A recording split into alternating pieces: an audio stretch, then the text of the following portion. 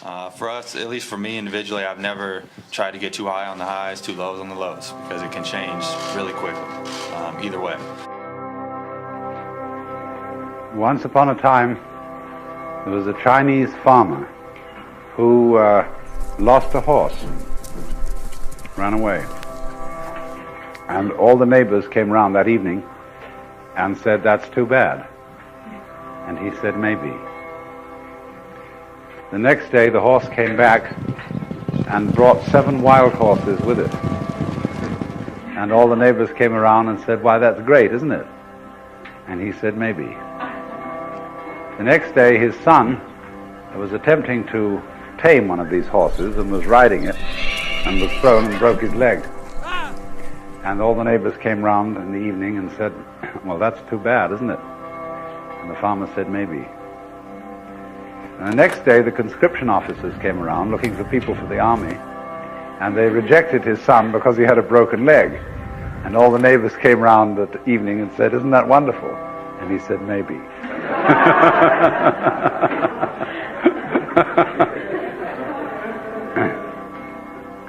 The whole process of nature is an integrated process of immense complexity,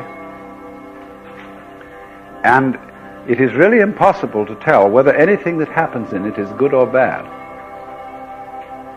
because you never know what will be the consequences of a misfortune, or you never know what will be the consequences of good fortune.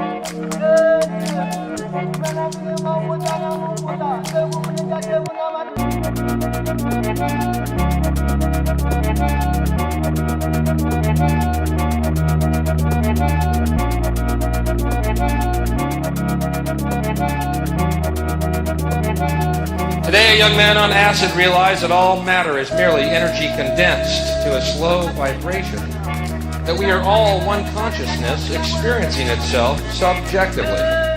There's no such thing as death. Life is only a dream, and we're the imagination of ourselves.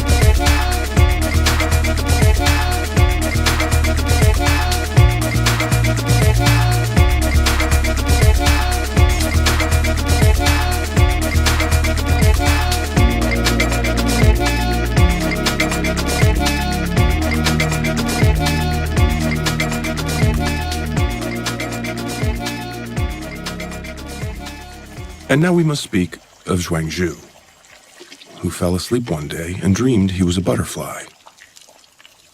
For hours he fluttered in the warm winter sun, until he no longer remembered he was Zhuangzhu. Suddenly he awoke, and he was Zhuangzhu again. But in that moment he didn't know, was he Zhuangzhu who had dreamt he was a butterfly? Or a butterfly who was dreaming he was Zhuangzhu?